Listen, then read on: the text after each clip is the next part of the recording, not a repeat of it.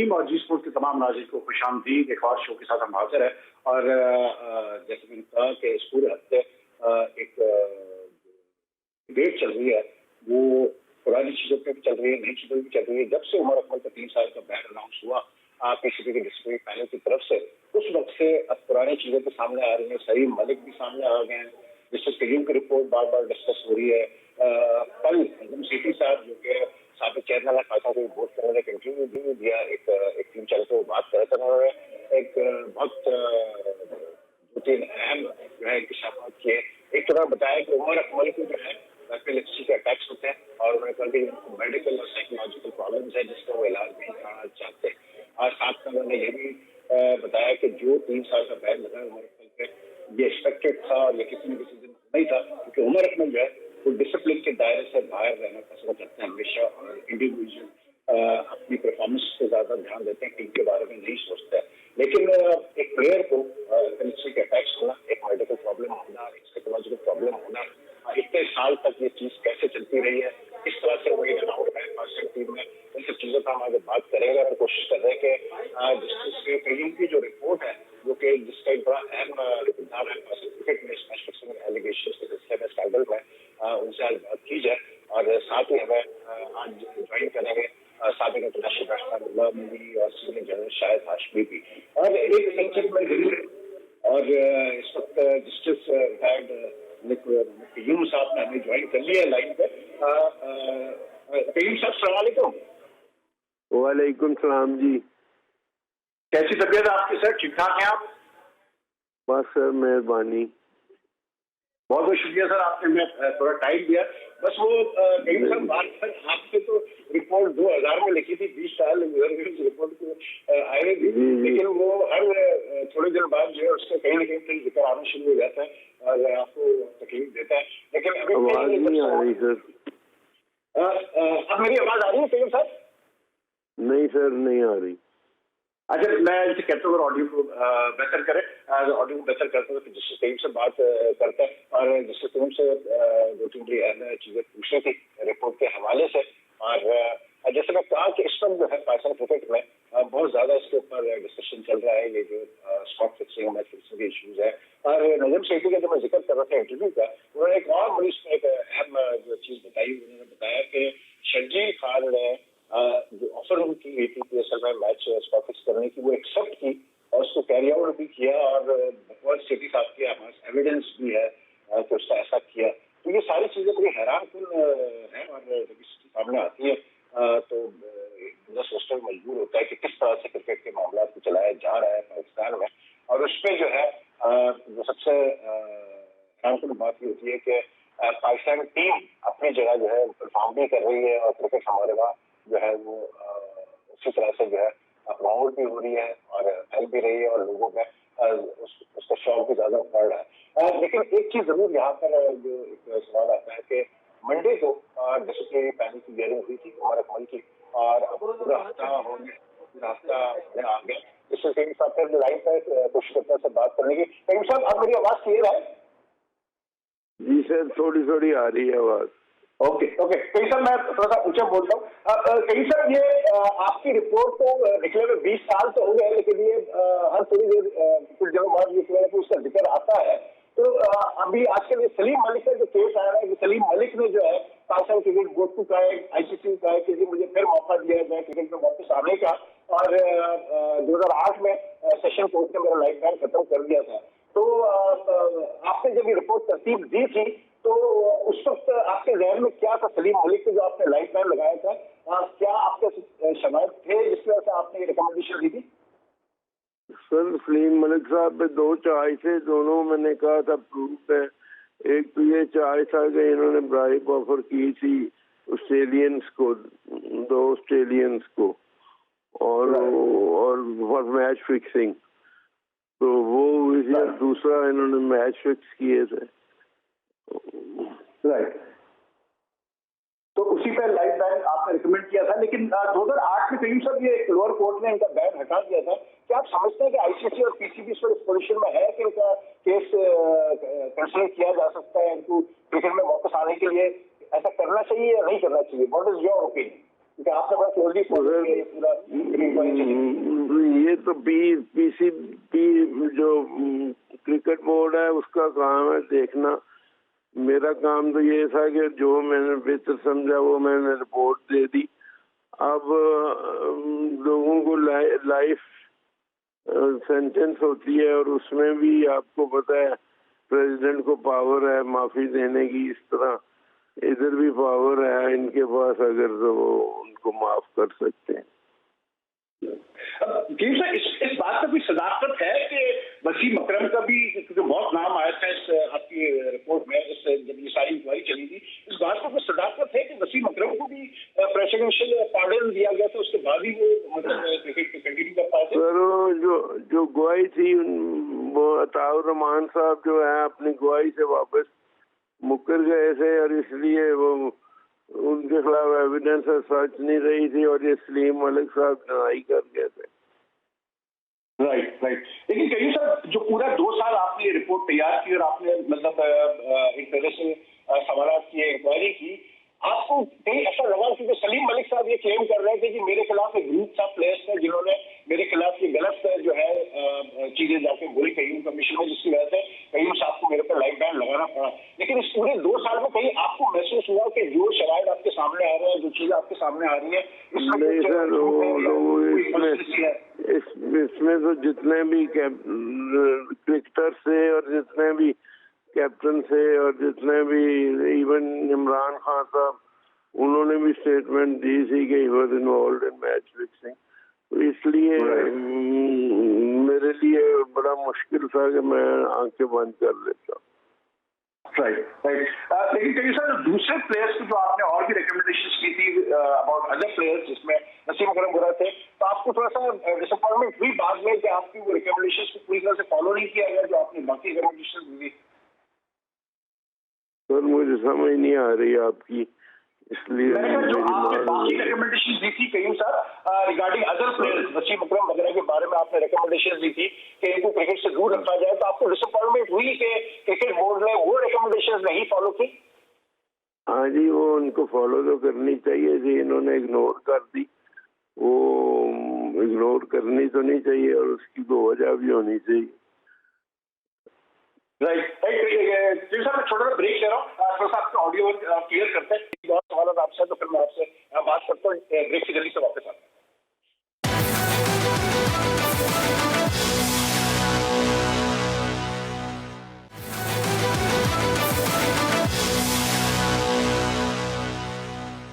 Welcome back. देख रहे हैं आप जी स्पोर्ट्स और इस वक्त हम बड़ी अहम गुफ्तगू कर रहे हैं। हमारे साथ जस्टिस रिटायर्ड वली कयूम साहब हैं, जिन्होंने कयूम रिपोर्ट लिखी थी और जिसकी बेसिस पे सलीम मलिक पे लाइव बैन लगा था और कुछ और प्लेयर्स के बारे में उन्होंने रिकमेंडेशन दी थी। अनफॉर्चुनेटली वो रिकमेंडेशन फॉलो अप नहीं की थी। और कयूम साहब, जो सबसे इंपॉर्टेंट चीज ये है कि अब जब ये मामला अब फिर से खुला है, फिर से सलीम मलिक साहब सामने आए और वो डिनाई कर रहे हैं, वो कह रही थी मुझ पर गलत लाइव बैन लगाया गया और मैंने तो कुछ किया ही नहीं था। तो अब खालिद महमूद साहब जो चेयरमैन थे पाकिस्तान क्रिकेट बोर्ड के, जिन्होंने सबसे पहले जो है ये रिकमेंड किया था कि ये जुडिशियल इंक्वायरी की जाए, अब उन्होंने भी पब्लिकली ये बात एक्सेप्ट की है कि जो बातें आपके सामने की गई थी कि अताउर रहमान को वसीम अकरम ने कहा कि तो मैच फिक्स करो वगैरह वगैरह, इस टाइप की चीजें सामने आ रही है जो उन्होंने कई सालों से नहीं बोली। तो ये सारी चीजें अब जो बाहर आ रही है, आपको क्या फील होता है कि उन सब के was Salim Malik the only person involve in all these things, या आपको लगता है कि नहीं बाकी प्लेयर्स भी उतने ही इन्वॉल्व है? हर प्लेयर का अपनी कैपेबिलिटी थी जी, और सलीम मलिक का अलहदा स्टोरी थी, बाकियों की अलहदा थी, मगर और लोग भी इन्वॉल्व थे, उनके मतलब मैंने लिखा था और फाइन भी किए थे और कुछ कि ये पूरा सच नहीं बता रहा है, और इस तरह पुरानी बात है, पूरी तरह मुझे याद भी नहीं है।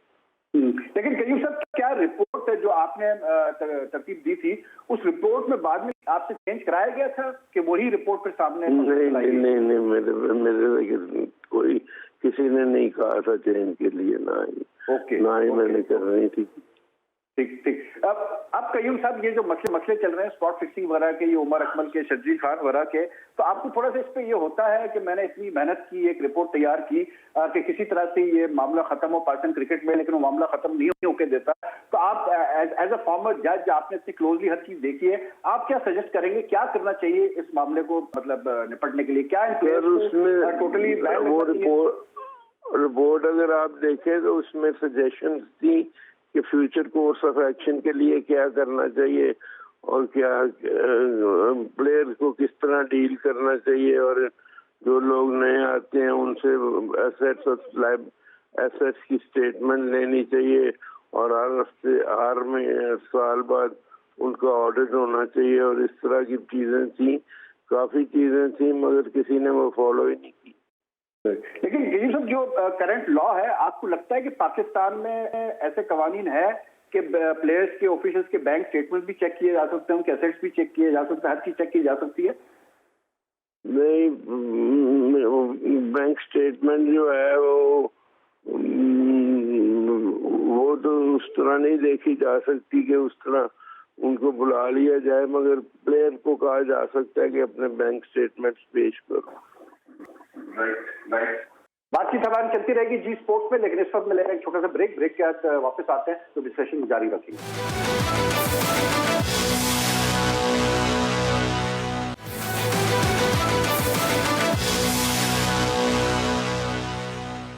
वेलकम बैक, देख रहे हैं आप जी स्पोर्ट्स। आज ऑडियो के इश्यूज चल रहे हैं, लेकिन क्योंकि रिमोट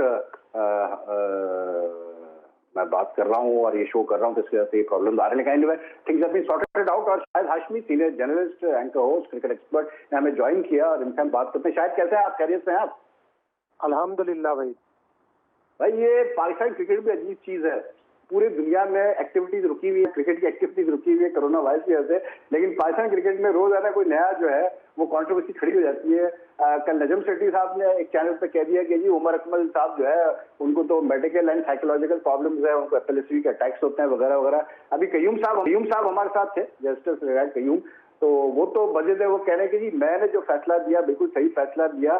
सलीम मलिक 2 काउंट्स में इन्वॉल्व थे मैच फिक्सिंग में, जिस पर उन पर मैंने लाइव बैन लगाया, और वो तो ये कहते हैं कि जी दूसरे प्लेयर्स भी इन्वॉल्व थे डिफरिंग एविडेंस सिस्टम के खिलाफ। और तीसरी बात उन्होंने ये की, शायद वो कहते हैं कि जो चीजें मैंने रिकमेंड की थी, अगर उन रिकमेंडेशंस को इम्प्लीमेंट ये कर देते बोर्ड वाले, तो आज ये प्रॉब्लम्स हम नहीं फेस कर रहे होते। आप कितना वेटेज देते हैं इस जस्टिस कयूम रिपोर्ट को? क्योंकि वो इस चीज को डिनाई कर रहे हैं, वो कहते हैं जी बिल्कुल किसी ने मुझे नहीं कहा रिपोर्ट चेंज करने को, मैंने रिपोर्ट नहीं चेंज की, जो मैंने तैयार की थी रिपोर्ट वही सामने आई है।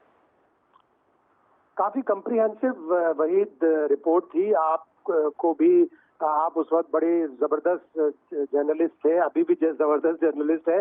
न्यूज में आप जबरदस्त स्टोरीज देते थे। आप फरिश्ते गेती उन 4-5 जर्नलिस्टों में से एक थी जो गई थी वहाँ ट्रिब्यूनल के सामने, और आपने उस जमाने में भी काफी लिखा था। बड़ी कम्प्रिहेंसिव रिपोर्ट थी, और सच्ची बात यह है कि वाकई वो दुरुस्त कह रहे हैं कि अगर उनकी रिकमेंडेशन और वो जो क्रिमिनल उन्होंने कहा था कि इन्वेस्टिगेशन होनी चाहिए कुछ प्लेयर्स के खिलाफ, वो अगर उस वक्त हो जाती है और हम अपना एक एंटी करप्शन कोड बड़ा स्ट्रॉन्ग से बना लेते, उन रिकमेंडेशंस पर अमल करके प्लेयर्स की एसेट्स भी चेक की जाती, तो आज इतना ज्यादा शोर नहीं होता। इवन फिर हमें 2010 में भी एक मौका मिला कि हम अपने एंटी करप्शन कोड में कोई सख्त सी क्लॉज डाल दें या उसको एज लेजिस्लेशन पास करवा दें, बिल पास करवा दें कि कोई भी मैच फिक्सिंग करेगा तो आइंदा पाकिस्तान क्रिकेट टीम का या पाकिस्तान क्रिकेट का पार्ट नहीं बनेगा। तो मलिक कयूम साहब ने काफी कम्प्रिहेंसिव रिपोर्ट तैयार की थी। उन्होंने खुद एक दफा क्रिक इन्फो पे इंटरव्यू में भी कहा था कि कुछ प्लेयर्स शक की बुनियाद पर छूट गए, और मैंने 1-8 प्लेयर को जो मेरे फेवरेट थे, जैसे उन्होंने वसीम अकरम का नाम लिया कि मेरे फेवरेट थे, तो मैंने कुछ लीनियंट उनको छोड़ा। कुछ लोगों के खिलाफ सबूत नहीं मिले, जैसे वो सईद अनवर के बारे में लिखते हैं कि he created doubts upon himself, लेकिन उनके खिलाफ मुझे कोई सबूत नहीं मिले। एजाज अहमद के खिलाफ सबूत नहीं मिले। मुश्ताक अहमद के खिलाफ एक भट्ट साहब, आफ्ताब भट्ट नाम का आदमी था, वो अगर मिल जाता है जिसने वो $1 लाख श्रीलंका में या शारजा में दिए थे, तो भी कुछ और ज्यादा कंक्लूसिव एविडेंस सामने आते। काम बहुत अच्छा था, लेकिन उसके और मजीद काम नहीं हो। और जहां तक सलीम मलिक की बात है, हमें 2008 का वो सेशन कोर्ट का जजमेंट देखना चाहिए कि आया सलीम मलिक का लाइव बैन हटाया गया था, उनको एक्सोनरेट किया था मैच फिक्सिंग के, या कोर्ट ने ये कहा था कि लाइव बैन होल्ड नहीं करता, उनकी लाइवलीहुड ना रोके, उनको कुछ और छोटा मोटा फाइन लगा दे या कोई बैन उनका कम कर दे। बिल्कुल, बहुत अच्छी बात की आपने शायद कि डेफिनेटली वो जो 2008 का जो रूलिंग है सेशंस कोर्ट की, वो सलीम मलिक साहब को डेफिनेटली प्रेजेंट करनी चाहिए, उनके लॉयर को बताना चाहिए कि भाई क्या है। और बड़ी इंटरेस्टिंग चीज अब ये हो रही है शायद कि मैं देख रहा था खालिद महमूद का एक स्टेटमेंट कहीं मैंने पढ़ा, उन्होंने भी अब ये आके कहा है कि जी हाँ, मुझे ये कहा गया था कि जी अताउर रहमान को ऑफर की गई थी, फलाना ने ऑफर की थी, वसीम अकरम ने ऑफर की थी, फलाना, वो भी चीजें एक्सेप्ट कर रहे हैं कि आज ये हुआ था। अब मुझे जो याद पड़ता है 99 में चंद दिनों पहले जब उनको हटाया गया चेयरमैन क्रिकेट बोर्ड, तो उन्होंने तो ये सारी चीजें डिनाई की थी। उस वक्त उन्होंने कहा था नहीं नहीं ऐसा कुछ नहीं है और किसी ने कुछ नहीं कहा, लेकिन अब वो भी कह रहे हैं कि हाँ जी ऐसी चीजें हुई और ये चीजें कही गई। तो ये बड़ी अजीब सी एक बात नजर आती है शायद कि मतलब आफ्टर सो मेनी ईयर्स मतलब अभी भी हमें सच नहीं पता कि सच क्या है। नहीं, वो जस्टिस कयूम की रिपोर्ट आप पढ़ लें। जस्टिस कयूम की रिपोर्ट में टेस्टिमनी है खालिद महमूद की, तकरीबन 50-55 के करीब लोगों की टेस्टिमनी है। उसमें खालिद महमूद का जहां पे पैराग्राफ है वो साफ कह रहे हैं कि उन्होंने अताउर रहमान को कहा कि तुम अपना बयान बदल लो। अताउर रहमान ने भी ये कहा। और फिर खालिद महमूद साहब ये कहते हैं कि जो नॉटिंघम 1992 का वनडे इंटरनेशनल, जिसके बारे में फरिश्ते गेती ने भी लिखा था कि वो सस्पिशियस लगता है, वो सस्पिशियस नहीं है, उसमें कोई फिक्सिंग नहीं हुई। तो खालिद महमूद साहब तो टेस्टिमनी में जाके सारा सब कुछ डिनाई करके आए। अब वो आ रहे हैं, अजीब सी मेरे हिसाब से बात है, या तो वो पुराने कोई बदले ले रहे हैं, गड़े मुर्दे उखाड़ रहे हैं, और अब इस चीज की पाकिस्तान क्रिकेट मुतहम्मिल नहीं हो सकती। आपको याद है 2010 में जब वो स्पॉट फिक्सिंग का केस हुआ था और इतनी कंडेमिंग एविडेंस सामने आए थे 3 खिलाड़ियों के खिलाफ, तो उस वक्त बहुत से मुल्क ये कह रहे थे कि पाकिस्तान को बैन कर दो। तो अब ये दोबारा गड़े मुर्दे उखाड़ना, पाकिस्तान की क्रिकेट वैसे ही नीचे जा रही है, हमें टेलीविजन राइट्स के लिए प्रॉब्लम हो रहा है, इतने सारे मल्टीपल प्रॉब्लम्स हैं। अगर हमारी क्रिकेट में अगर ये दोबारा गड़े मुर्दे उखाड़े गए तो हमें इंटरनेशनली भी नुकसान हो सकता है। लेकिन शायद मसला ये है कि अगर सलीम मलिक एकदम से खड़े होंगे और वो ये कहते हैं कि जी क्योंकि इंतजाम सकलैन और दूसरे प्लेयर्स ने मेरे लिए बोला तो इसलिए मुझे हिम्मत हुई और मैं भी फिर खड़ा हुआ और इसलिए मैं कह रहा हूँ कि जी मुझे मौका दिया जाए फिर से क्रिकेट में, तो भाई फिर तो ये गड़े मुर्दे जो है वो तो फिर सामने आएंगे ना। क्योंकि अगर आप एक केस जो 20 साल से सलीम मलिक साहब जो है, अगर हम 2008 से भी लगाते हैं तो 12 साल से वो बिल्कुल क्रिकेट से दूर है, कोई इन्वॉल्वमेंट नहीं है। अब यकायक वो कह रहे हैं कि जी पीसीबी और आईसीसी को कि जी मुझे आप वापस आने दें और मुझे क्रिकेट के थ्रू लाइवलीहुड अर्न करने दें। तो ये बड़ी मतलब एक ऐसी सिचुएशन मुझे लग रही है कि ऐसा लगता है जैसे कि क्योंकि क्रिकेट एक्टिविटीज नहीं हो रही तो लोग सोच रहे हैं कि चलो जी कुछ और ही मतलब कॉन्ट्रोवर्सी बना दी जाए कि इस पर काम धंधा चलता रहे और पाकिस्तान क्रिकेट जो है वो न्यूज में रहे, चाहे नेगेटिव सेंस में रहे। नेगेटिव सेंस में बहुत आएगी और ये बड़ी डिसअपॉइंटिंग चीज होगी अगर ये इस तरह से चलता रहा। इसमें कोई शक नहीं कि सलीम मलिक को दूसरा राइट है, दूसरा चांस जरूर मिलना चाहिए। एक तो वो 2008 का जो कोर्ट का जजमेंट है वो दिखा दें। आया उसमें ये लिखा है कि वो मैच फिक्सिंग से एब्सॉल्व होते हैं, उन्होंने कोई मैच फिक्सिंग नहीं की, या आया इसमें ये लिखा है कि उनके ऊपर लाइफ बैन नहीं बनता, किसी की लाइवलीहुड आप नहीं छीन सकते लाइफ बैन लगाकर, इनको दोबारा से कोई सजा दी जाए, 15 साल 20 साल 10 साल 5 साल जो भी सजा है वो कम करके दी जाए, उन्हें एक्सोनरेट किया है या नहीं किया। और फिर उसके बाद हम बड़ा आसान समझ रहे थे कि सलीम मलिक की वापसी हो जाएगी, वो अपना लाइफ बैन जो ओवरटर्न हुआ था वो इंडोर्स करा ले पीसीबी से आईसीसी से। लेकिन पाकिस्तान क्रिकेट बोर्ड ने भी एक बहुत बड़ी खबर दी कि आप 2010 में और 2013 में 2 इंटरव्यूज उनके छपे हैं जो स्टिंग ऑपरेशन थे, उनमें से एक मजहर महमूद ने किया और एक टेलीग्राफ के किसी रिपोर्टर ने किया। उन दोनों के हमने कुछ सवालनामे दिए हुए हैं सलीम मलिक को, वो पिछले 8-9 साल से उसके जवाबात नहीं दे रहे। तो सलीम मलिक ने उसके बाद कहा कि जी मुझे तो आज तक कोई सवालनामा ही नहीं मिला, तो पीसीबी से वो सवालनामा दोबारा ले लें। सलमान नसीर जो लीगल डिपार्टमेंट के हेड हैं और सीओओ भी हैं, उनसे ले वो सवालनामा, उनके जवाब दें और अपना बैन जो अगर ओवरटर्न हुआ है उसकी कॉपी दिखाएं, इंडोर्स कराएं, उनको एवरी राइट है। लेकिन इंटरनेशनल क्रिकेट काउंसिल यकीनन इसमें रखना डालेगी। 2008 में आपको याद होगा एजाज भट्ट ने ऑलमोस्ट उनको नेशनल क्रिकेट एकेडमी का हेड कोच बना दिया था, लेकिन आईसीसी ने उसके ऊपर ऑब्जेक्शन किया था और आईसीसी ने कहा था कि आप इनको कोई ओहदा नहीं दे सकते, इनको क्लियरेंस चाहिए। तो अगर वो क्लियर नहीं है, पहले अपने आप को क्लियर करा लें, फिर उसके बाद ये सारी चीजें निकालें। मैंने सलीम मलिक से 2-1 दिन पहले जो इंटरेक्शन हुआ था उसमें यही पूछा था कि आपका मोटिव क्या है, आपको किसी ने सिग्नल दिया है, कोई इशारा दिया है आपको वापसी का, या नंबर 2 ये कि आप गड़े मुर्दे उखाड़ कर वही 6-7 प्लेयर जो उसमें जिनको फाइन हुए थे, जिनको सजाएं हुई थी, क्या उनको दोबारा आप बदनाम करने की कोशिश कर रहे हैं। तो उन्होंने कहा मेरा ऐसा कोई इरादा नहीं है, ना मुझे पैसे ज्यादा चाहिए, ना मुझे कुछ, मुझे एक सेकंड चांस चाहिए, मैं पाकिस्तान क्रिकेट की खिदमत करना चाहता हूँ। अच्छी बात है, सारे लोगों ने पाकिस्तान क्रिकेट की खिदमत की है। बिल्कुल बिल्कुल, लेकिन गुलाम अली साबिक इंटरनेशनल बैट्समैन भी हमारे साथ हैं, बड़े अच्छे एनालिस्ट है ये भी क्रिकेट के। Ghulam Ali, welcome to Zee sports.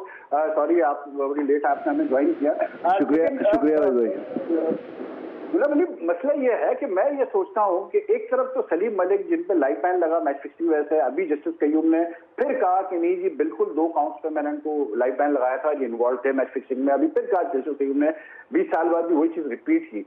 एक तरफ हमारे पास सरफराज अहमद जैसा बंदा है जो कि एक अप्रोच उसको कोई करता है यूएई में स्पॉट फिक्सिंग के लिए, और वो इमीडिएटली रिपोर्ट कर देता है उस चीज को और बता देता है कि देखिए जिस बंदे ने ये किया। अब कोई पैमाना नहीं है हमारे वहां पाकिस्तान क्रिकेट में कि कहीं तो कोई पैमाना सेट किया जाए कि जो प्लेयर्स लड़ रहे हैं इस चीज से या जो प्लेयर्स चीज में इन्वॉल्व रहे हैं, तो वंस एंड फॉर ऑल आपको लगता है क्लियर डिमार्केशन होनी चाहिए?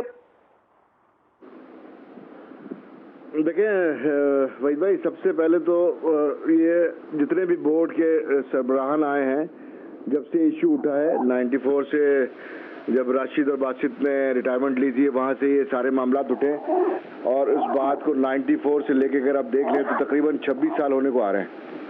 तो इतने उस दौरान सरबराहान आए, किसी ने इस चीज़ को सीरियसली लिया ही नहीं और इसके नताइज जो आने थे मुस्तकबिल में उससे परवाह किए बगैर अपने अपने टर्म पूरा करके चले गए लोग।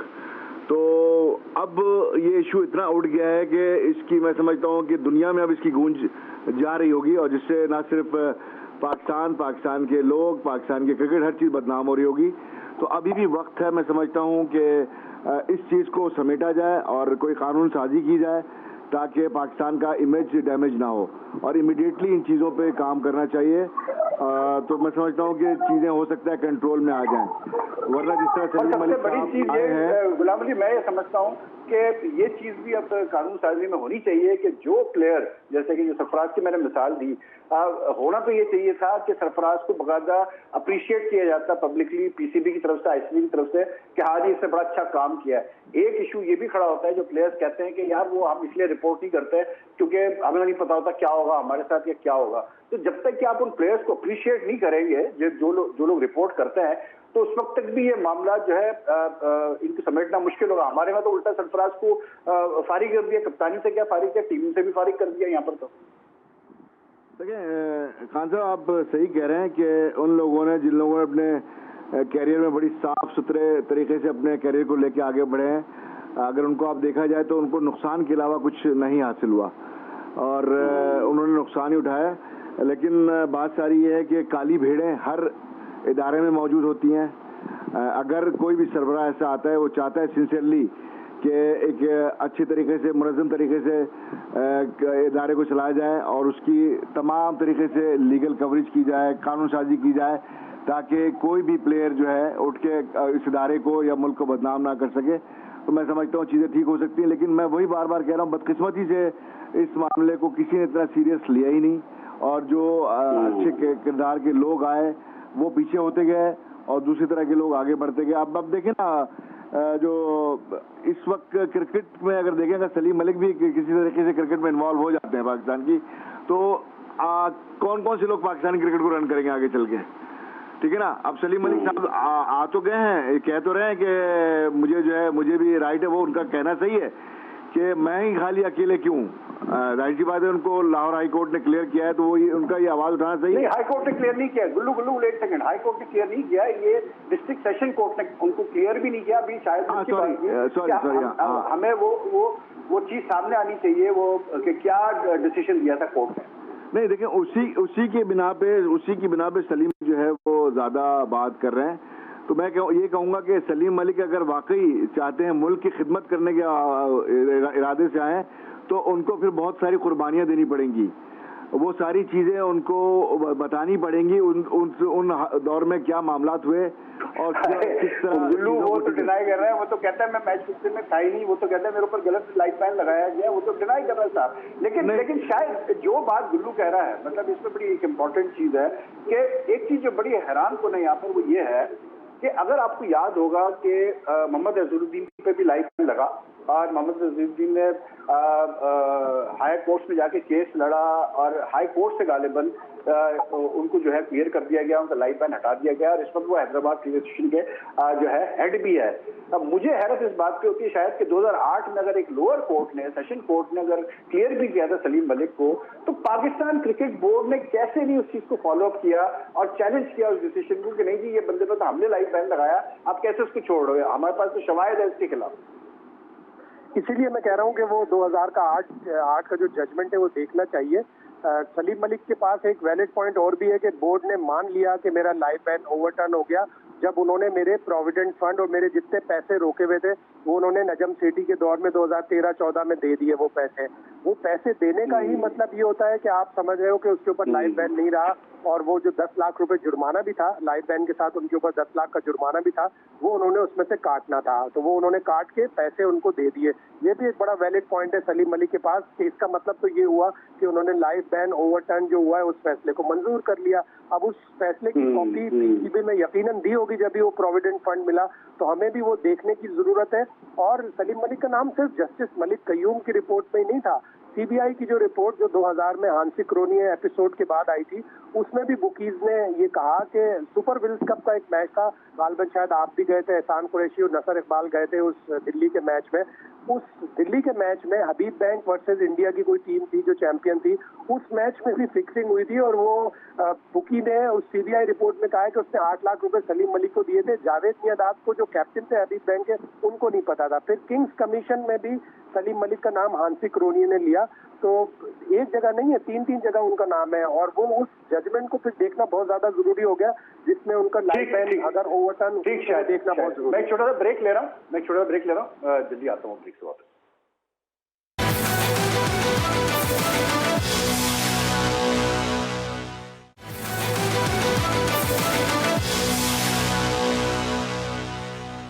वेलकम बैक, देख रहे हैं आप जी स्पोर्ट्स। हमारे साथ गुलाम अली और शाहिद हाशिम मौजूद है और हम बात कर रहे हैं जस्टिस कयूम से। आज हमारी बात हुई थी और उसी हवाले से हम बातचीत कर रहे हैं। और गुलाम अली एक चीज तो बड़ी वाज़ेह है, मैं नजम सेठी का इंटरव्यू देख रहा था तो उन्होंने कहा कि जी उन्होंने डिफेंड किया जो उन्होंने डिसीजन लिया था आमिर को वापस आने का, फास्ट ट्रैक किया उसका कमबैक पाकिस्तान टीम में। तो एक तरफ तो ये कह रहे थे कि जी हमने बड़े सख्त किए कवानीन वगैरह वगैरह एंटी करप्शन लॉज, लेकिन जो प्लेयर सजा पूरी कर लेता है तो उसको फिर हम अलाउ कर देते हैं। और फिर साथ में ये भी कहा कि जी शर्जील ने तो एक्सेप्ट की थी ऑफर जो उनको ऑफर की गई थी पीएसएल में स्पॉट फिक्सिंग की, हमारे एविडेंस भी है, लेकिन उन्होंने सजा पूरी कर लिया था, उनको वापस किया। सलमान बट और आसिफ की जब बात आई तो वो कहते हैं कि उन्होंने सजा पूरी की लेकिन उन्होंने शुरू में बात नहीं मानी, आखिर तक नहीं मानते रहे। और दूसरा ये कि उनके मसले मसाइल अगर उनको आप यूके भेजते वगैरह भेजते तो वीजे के इशू आते हैं। तो आपको लगता है गुलाम अली की जो बोर्ड के हेड होते हैं इनकी जो पसंद नापसंद होती है उसकी वजह से भी ये एक वजह है कि कोई क्लियर हमारे वहाँ लॉ नहीं बन पाया, कवानीन नहीं बन पाया अब तक कि किस तरह डील किया जाए इन प्लेयर्स के साथ जो कि स्पॉट फिक्सिंग करते हो या मैच फिक्सिंग करते हो। ये खाली खान साहब बोर्ड का मसला नहीं है, पूरे पाकिस्तान का मसला है कि हर आदमी की अपनी लाइकिंग डिसलाइकिंग है। और देखें दो स्कूल ऑफ थॉट्स हैं जो कि एक कहते हैं कि किसी को सजा मिल गई और उसके बाद वो कंटिन्यू करे, और एक कहते हैं कि नहीं जी आपने जो है ये अपनी नेशन को चीट किया है, अपने मुल्क को चीट किया है, तो आपको दोबारा उस लेवल पे आपको रिप्रेजेंट नहीं करने देना चाहिए। तो मैं समझता हूँ कि अगर पाकिस्तान क्रिकेटर्स जो होते हैं एक एम्बेसडर होते हैं और ये वतन के एक तरह के सिपाही होते हैं, जिस तरह हमारे सिपाही होते हैं और बैटल फील्ड में जाते हैं। हालांकि स्पोर्ट लोग कहेंगे खेल है, लेकिन ये एक बैटल फील्ड होती है जहाँ पे लाखों करोड़ों लोगों की नजरें होती हैं आपके ऊपर और मुल्क का नाम वहाँ स्टेक पे लगा होता है।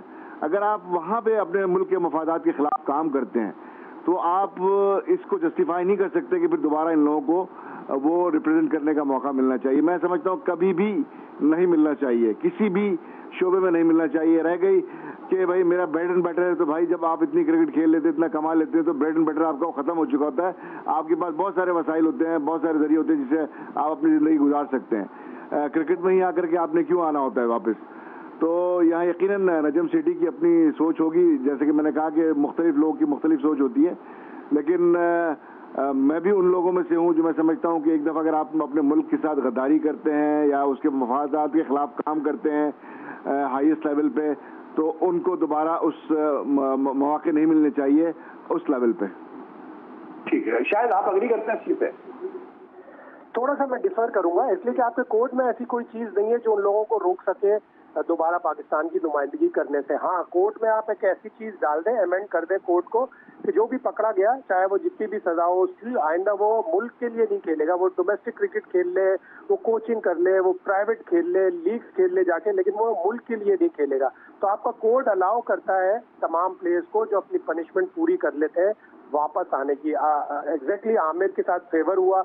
आमिर टैलेंटेड भी था, यंग भी था, और सलमान बट के साथ बड़ी ज्यादती हुई। 2016 में ऑलमोस्ट वकार यूनुस से उसे ले लिया था, लेकिन उस वक्त सिलेक्शन कमेटी में बाद में फिर इंजमामुल हक आए तो उन्होंने मना कर दिया। इंजमाम ने रिपोर्टेडली, सलमान बट कहता है कि रिपोर्टेडली उन्होंने कहा था कि मैं तुम्हें ए टीम में डालूंगा, ए टीम में भी उसे नहीं डाला। तो सलमान बट को भी चांस मिलना चाहिए था जब आमिर को मिला। आसिफ नॉन सीरियस हो गया था, उसने थोड़ी डोमेस्टिक क्रिकेट खेली और फिर वो छोड़ छाड़ के कुछ नॉर्वे में बिजनेस है, अब वो शायद आजकल अमेरिका में सेटल है, तो उसने इतनी सीरियसनेस शो नहीं की। आपके कोड में गुंजाइश है कि जो भी पनिशमेंट पूरी कर ले वो आके दोबारा पाकिस्तान से खेल सकता है। बिल्कुल सही कहा आपने, शायद कोड को चेंज की जरूरत है। और एहसान मानी साहब ने इसकी तरफ इशारा भी किया है कि हम हुकूमत से बातचीत कर रहे हैं कि पार्लियामेंट में रेजोल्यूशन कोई पास हो के क्रिमिनलाइज किया जाए है। कोई भी करप्शन अगर कोई प्लेयर करता है क्रिकेट में तो उसको मतलब क्रिमिनल एक्ट के तहत लाया जाए। लेकिन इंटरेस्टिंग चीज ये है शायद कि अगर हमने ये भी सुना है कि बोर्ड में in the past, recent past की खबरें भी आती रही कि कुछ बोर्ड ऑफिशियल्स के जो है मामलात को भी एफआईए जो है वो जांच पड़ताल कर रही है। तो अगर एफआईए बोर्ड के ऑफिशियल्स के मामला को जांच पड़ताल कर सकती है तो व्हाई नॉट प्लेयर? बिल्कुल करनी चाहिए। और अगर जस्टिस कयूम ने अपनी रिकमेंडेशंस में ये दिया था कि क्रिमिनल प्रोसीडिंग होनी चाहिए, एसेट्स चेक करने चाहिए, तो बिल्कुल जरूर होनी चाहिए। और जिस तरह ये सलीम मलिक वाला मामला है, सलीम मलिक इसलिए भी मेरा ख्याल है कोशिश कर रहे होंगे कि उनका बेटा काशान या शायान मलिक नाम है उसका, उसने अंडर 19 खेली लाहौर के लिए, एक्सीलेंट बैट्समैन, उसकी मैंने वीडियोस देखी हैं, खूबसूरत बैट्समैन है, उसमें झलक है सलीम मलिक की। तो शायद वो गालिबन ये भी चाहते होंगे कि उनकी अगली जनरेशन के लिए रास्ता साफ हो, वो क्लियर हो, चाहे उन्हें काम मिले ना मिले, लेकिन वो क्लियर हो जाए तो उनका बेटा क्रिकेट खेल सके।